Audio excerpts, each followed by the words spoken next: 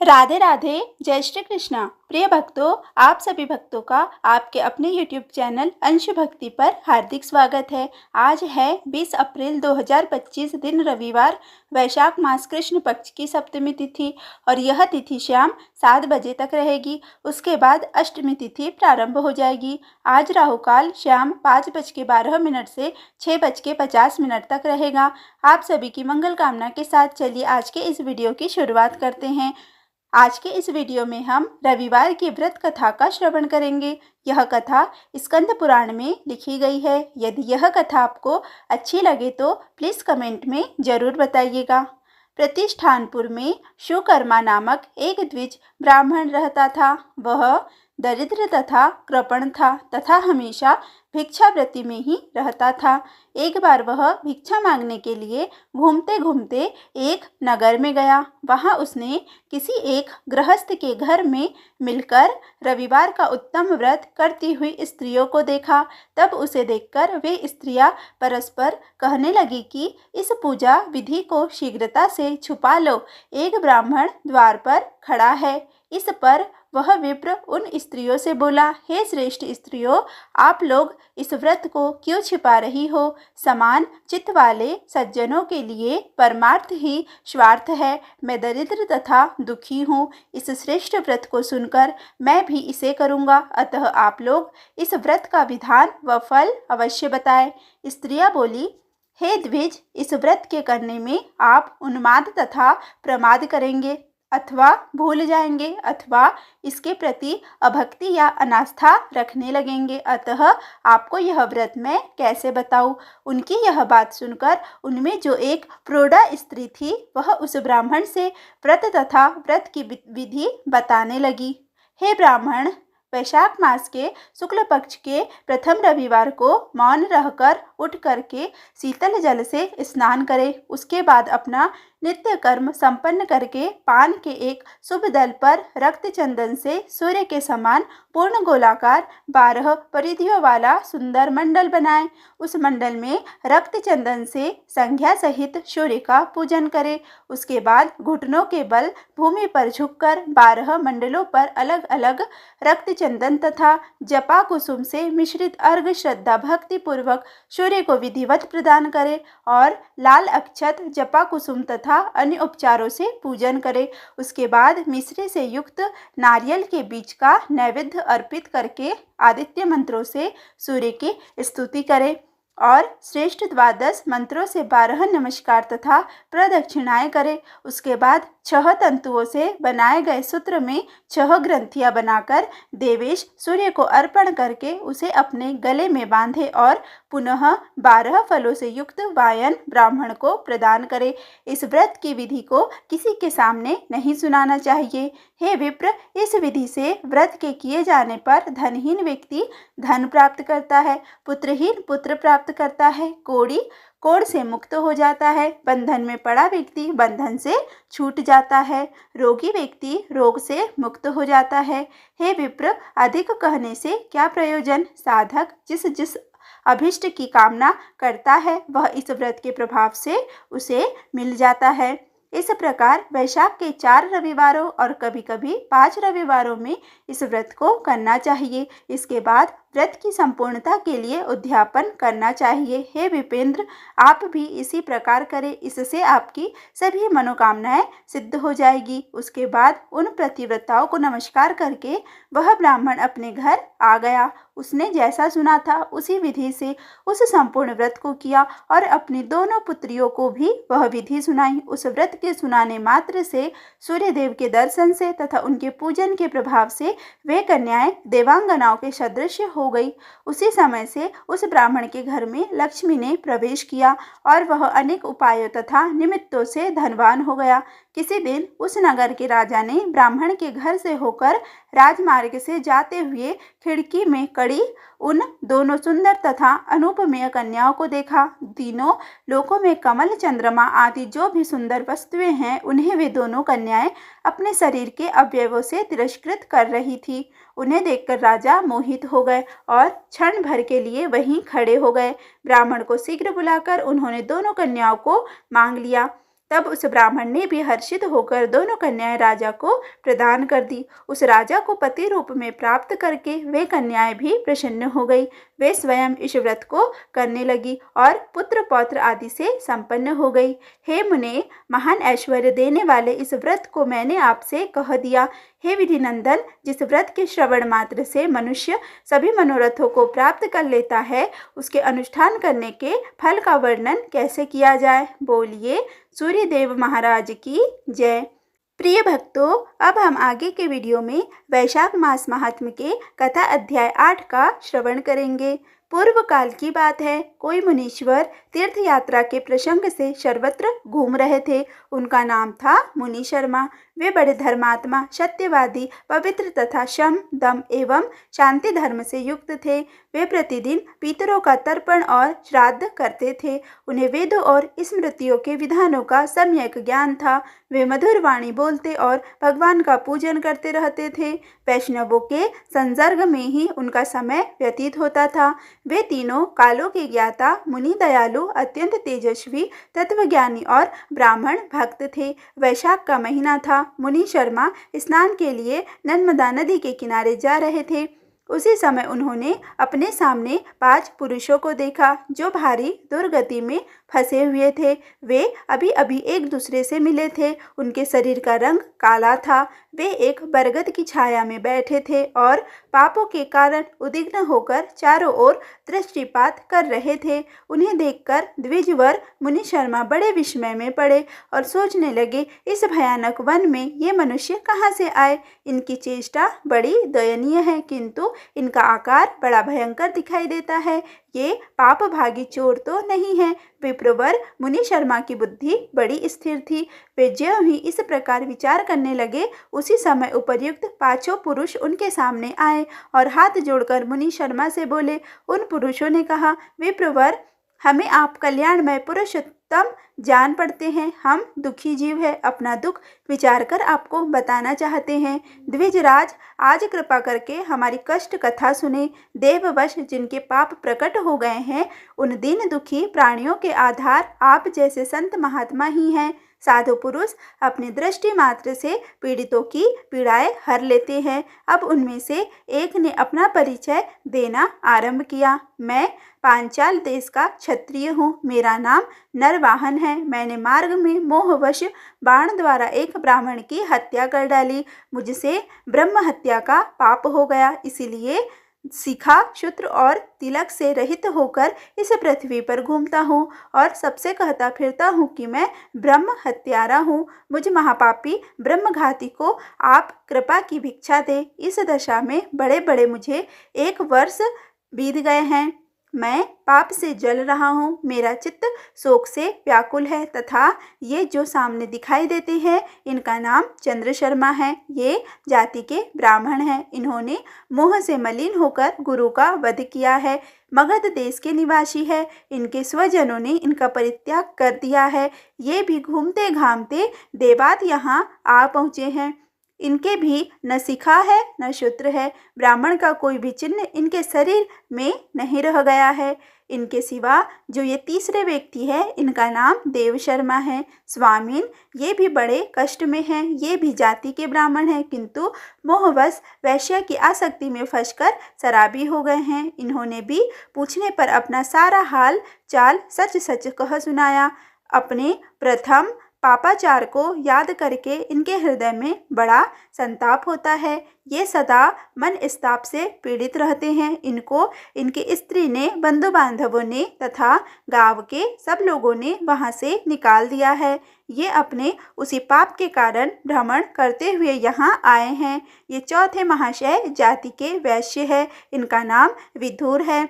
ये गुरु पत्नी के साथ समागम करने वाले हैं। इनकी माता मिथिला में जाकर वैश्या हो गई थी। इन्होंने मोहवश 3 महीनों तक उसी का उपभोग किया है, परंतु जब असली बात का पता लगा तो बहुत दुखी होकर पृथ्वी पर विचरते हुए ये भी यहाँ आ पहुँचे हैं।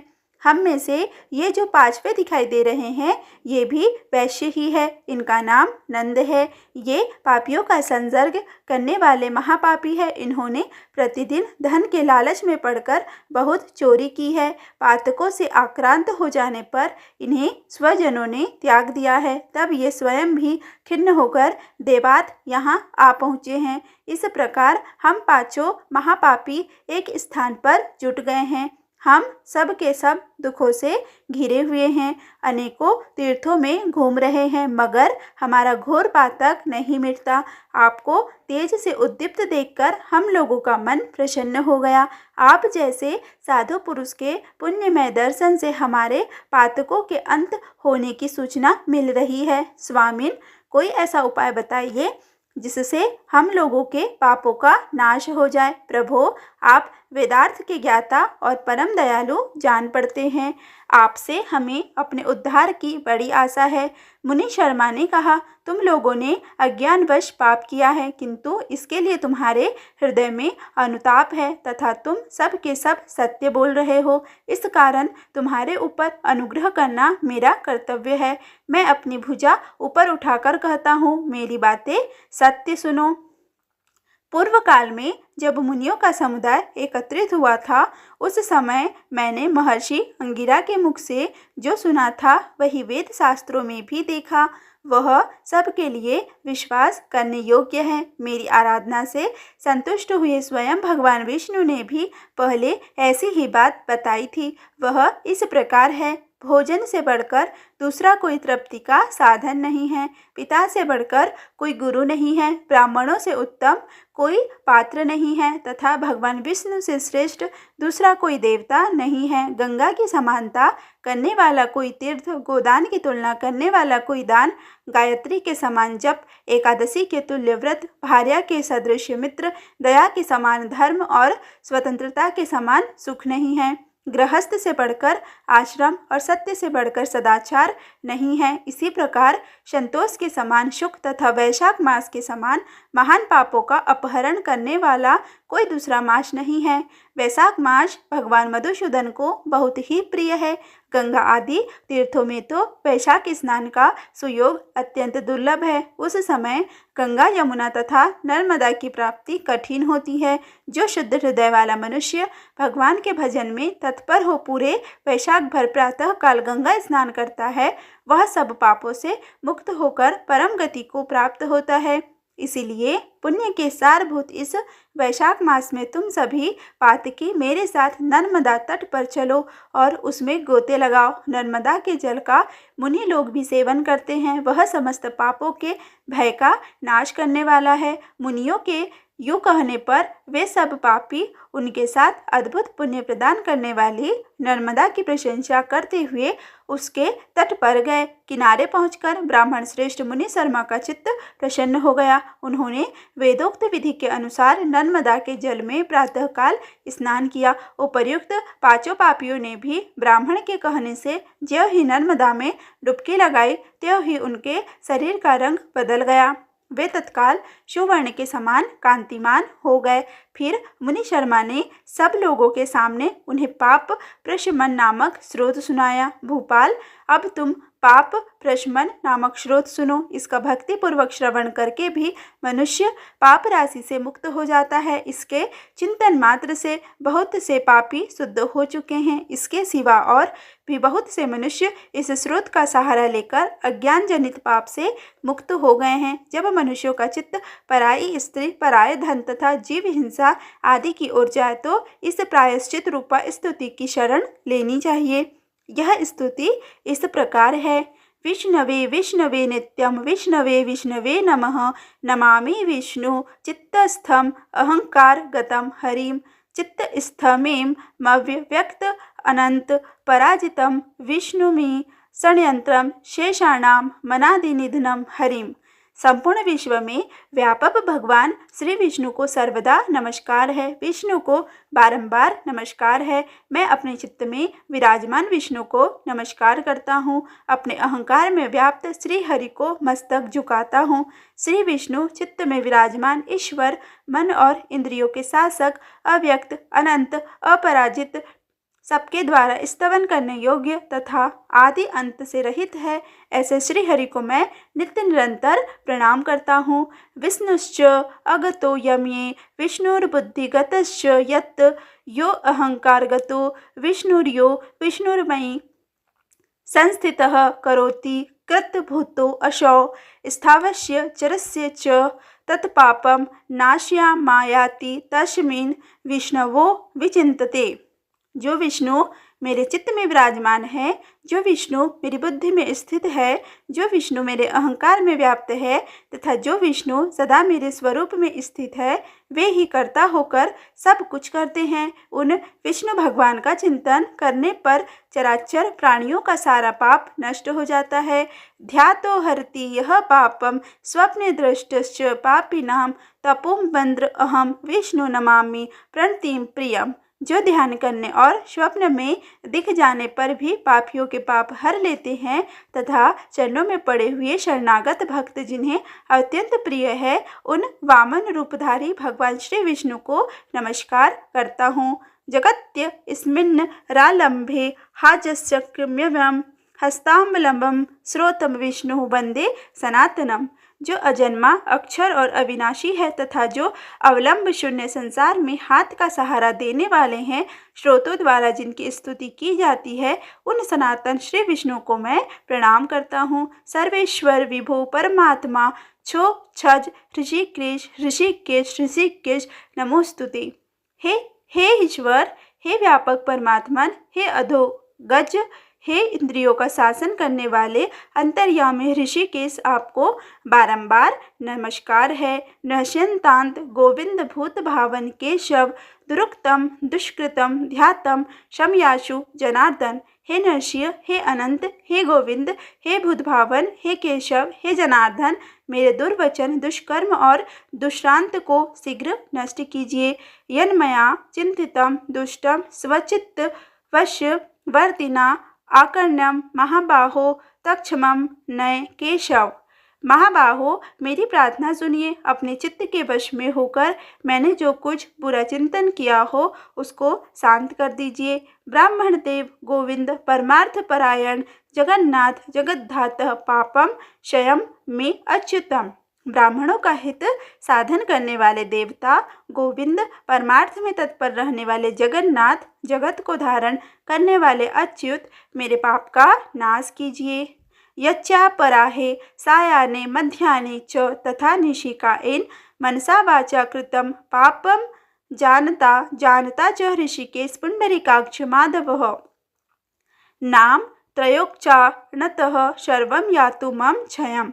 मैंने पूर्वान सायं मध्याह्न तथा रात्रि के समय शरीर मन और वाणी के द्वारा जानकर या अनजान में जो कुछ पाप किया हो वह सब ऋषिकेश पुंडरीकाक्ष और माधव इन तीन नामों के उच्चारण से नष्ट हो जाए। सारिरम्रे ऋषिकेश पुंडरीकाक्ष मानसम पापम प्रशम्यातुम वाक्कृत मम माधव। ऋषिकेश, आपके नामोच्चारण से मेरा शारीरिक पाप नष्ट हो जाएगा। पुंडरीकाक्ष, आपने स्मरण से मेरा मानस आप शांत हो जाए तथा माधव, आपके नाम कीर्तन से मेरे वाचिक पाप का नाश हो जाए। यत् भुज्यानः पिंपरिष्ठन् श्व पंचकाग्रद यदा स्थितः आकाशम पापार्थम कायेन मनसा गिरा महदल्प च यत् पापम दुर्योनि नर कावहम तत् सर्वम विलयम यातु वासुदेवस्य कीर्तनात्। मैंने खाते पीते, खड़े होते, सोते, जागते तथा ठहरते समय मन, वाणी और शरीर से स्वार्थ या धन के लिए जो कुत्सित योनियों और नरकों की प्राप्ति कराने वाला महान या थोड़ा पाप किया है, वह सब भगवान वासुदेव का नामोच्चारण करने से नष्ट हो जाए। परम ब्रह्म परम धाम पवित्रम परम च यत् अस्मिन् सत्कीर्तिते विष्णु यत् पापम तत् प्रणश्यतु। जिसे पर ब्रह्म, परम धाम और परम पवित्र कहते हैं, वह तत्व भगवान विष्णु ही है। इन श्री विष्णु भगवान का कीर्तन करने से मेरे जो भी पाप हो वे नष्ट हो जाए। यत् प्राप्यम न निवर्तन्ते गंध स्पर्श विवर्जितम सुर यस्य पदम विष्णु स्तव सर्वम में भवत वलम। जो गंध और स्पर्श से रहित है। ज्ञानी पुरुष जिसे पाकर पुनः इस संसार में नहीं लौटते, वह विष्णु का ही परम पद है। वह सब मुझे पूर्ण रूप से प्राप्त हो जाए। पाप प्रशमनम श्रोतम यह पच्छन्नारम शरीरे न सैवार्चा कृते पापे प्रमुच्यते। मुक्तः पाप ग्रहादिग्धभो याति विष्णवो परम पदम। तस्मात्स प्रयत्नेन श्रोतम सर्वाघनाशनम प्रायश्चित घौघानम पठितव्यम नरोत्तमे। यह पाप प्रशमन नामक स्रोत है। जो मनुष्य इसे पढ़ता और सुनता है, वह शरीर, मन और वाणी द्वारा किए हुए पापों से मुक्त हो जाता है। इतना ही नहीं, वह पाप ग्रह आदि के भय से भी होकर विष्णु के परम पद को प्राप्त होता है। यह स्रोत सब पापों का नाशक और पाप राशि का प्रायश्चित है। इसीलिए श्रेष्ठ मनुष्यों को पूर्ण प्रयत्न करके इस स्रोत का पाठ करना चाहिए। राजन, इस स्रोत के श्रवण मात्र से पूर्व जन्म तथा इस जन्म के किए हुए पाप भी तत्काल नष्ट हो जाते हैं। यह स्रोत पाप रूपी वृक्ष के लिए कुठार और पापमय ईंधन के लिए दावानल है।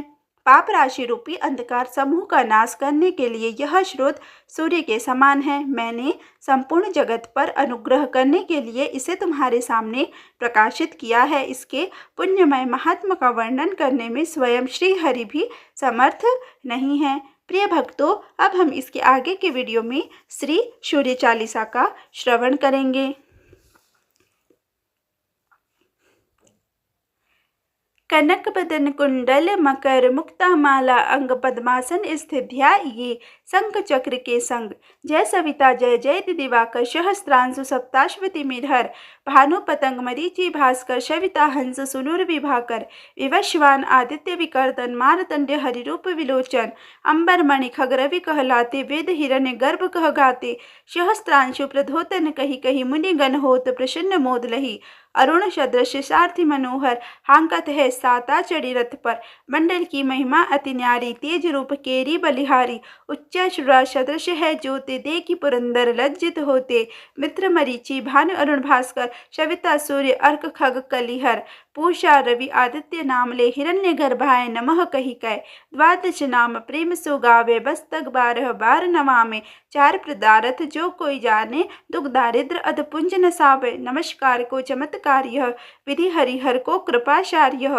सैवे भानु तुम ही मन लाई अष्ट सिद्धि नवनिधि ते ही पाई।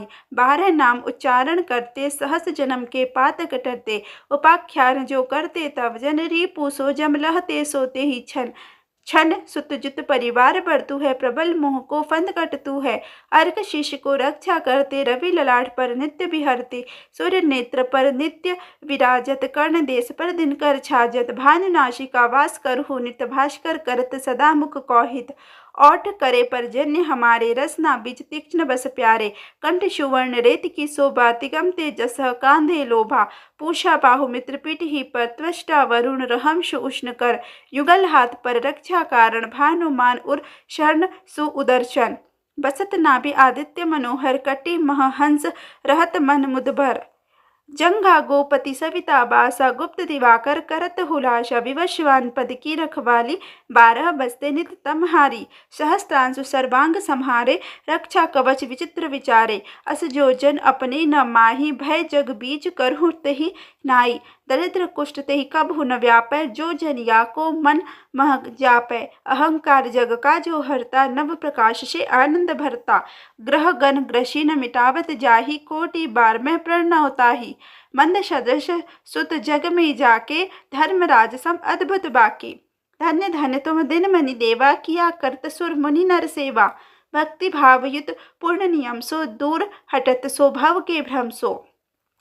परम धन्य जो नर तनधारी है प्रसन्न जही पर तमहारी। अरुण माघ मह सूर्य फाल्गुन मध्य वेदांग नाम रवि उदय। भानु उदय वैशाख गिनावे ज्येष्ठ इंद्र आषाढ़ रवि गावे। यम भादो आश्विन हिमरेता कार्तिक होत दिवाकर नेता। अगहन विष्णु है पुसही पुरुष नाम रवि है मलमाशही। भानु चालीसा प्रेम युत गावी जे नर नित्य सुख संपत्ति लय विद्धित हो ही सदा कृत कृत। प्रिय भक्तों, यदि आज का यह वीडियो आपको अच्छा लगा हो तो प्लीज़ वीडियो को लाइक करें, वीडियो को ज़्यादा से ज़्यादा शेयर करें तथा चैनल पर पहली बार आए हैं तो चैनल को सब्सक्राइब करना बिल्कुल भी ना भूलें। धन्यवाद।